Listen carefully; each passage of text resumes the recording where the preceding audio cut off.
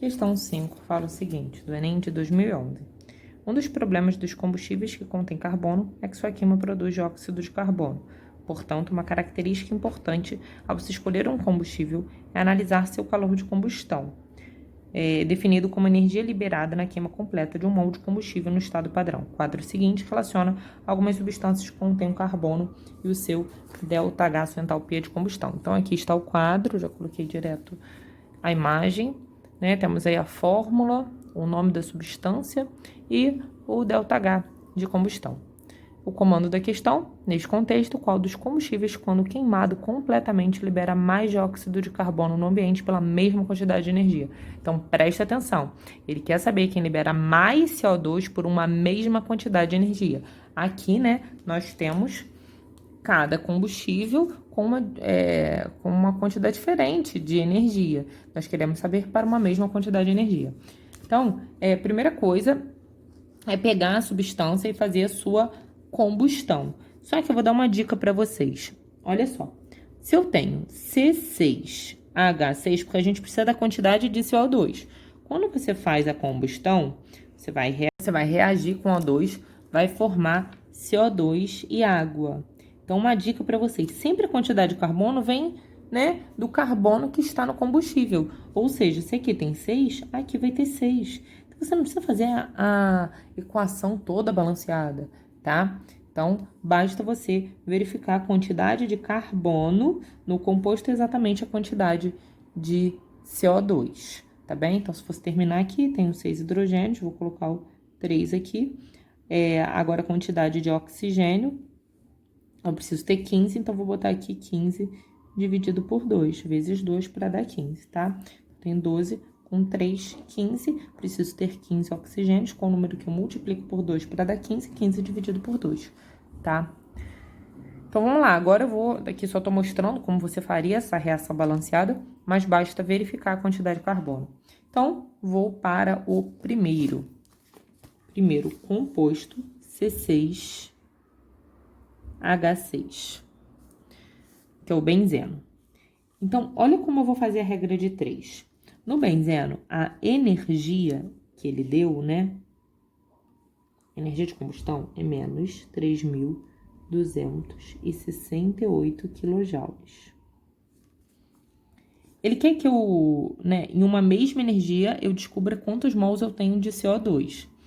Essa energia é para essa reação de combustão do benzeno. Ou seja, ele vai liberar aqui, se eu tenho 6 carbonos, 6 CO2. Então, para essa quantidade de energia, eu vou ter 6 mols de CO2. Ele quer que a gente compare, né? Quem tem a maior quantidade de CO2, quer que a gente compare quem tem a maior quantidade de CO2 por uma mesma quantidade de energia. Então, para essa energia, né, da combustão do benzeno, ele libera 6 mols de CO2. Então, eu tenho que descobrir quantos mols de CO2 ele vai liberar numa mesma quantidade de energia. Então, eu vou, para cada combustível, aqui eu vou botar qualquer valor, vou botar 1.000. É mais fácil para o cálculo.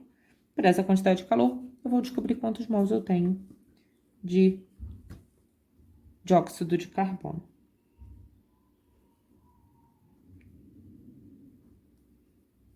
Vou fazer a mesma coisa com os outros combustíveis. Então, agora vamos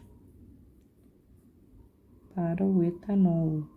Então, se eu tenho 2 carbonos, né, a equação vai liberar 2 CO2. Então, a entalpia dele de combustão, menos 1.368 kJ. Nessa reação, é liberado 2 mols de CO2. Só que a gente quer para uma mesma quantidade de energia. Então, vamos agora de todos os combustíveis. Nós estipulamos uma quantidade. Aqui eu escolhi 1.000, você poderia ter escolhido outro valor. E ele, né, quer que a gente descubra quem libera uma maior quantidade de CO2.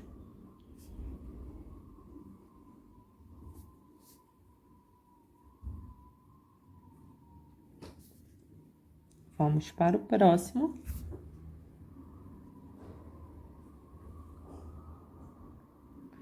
Glicose, são 6 carbonos, então ela vai liberar 6 mols de CO2. A energia dada no problema é de menos 2.808 quilojoules. Outra coisa é sempre negativo, tá? A energia de combustão tá liberando calor.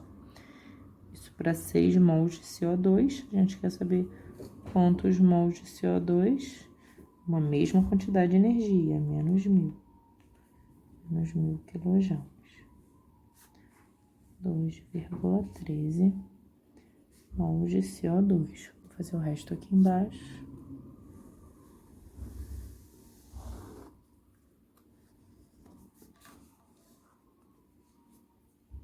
Já fiz da glicose.